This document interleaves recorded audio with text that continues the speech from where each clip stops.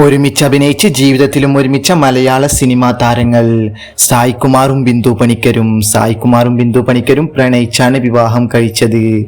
മനോജ് കുമാറും ബീന ആന്റണിയും പ്രണയിച്ചായിരുന്നു വിവാഹം കഴിച്ചത്.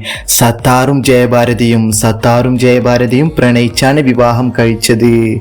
ആഷിഖ് അബുവും റിമ കല്ലിങ്കലും പ്രണയിച്ചാണ് വിവാഹം കഴിച്ചത്.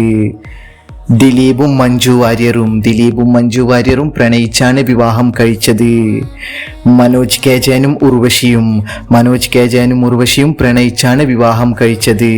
ഫഹദ് ഫാസിലും നസ്രിയ നസീമും പ്രണയിച്ചായിരുന്നു വിവാഹം കഴിച്ചത്. ദിലീപും കാവ്യ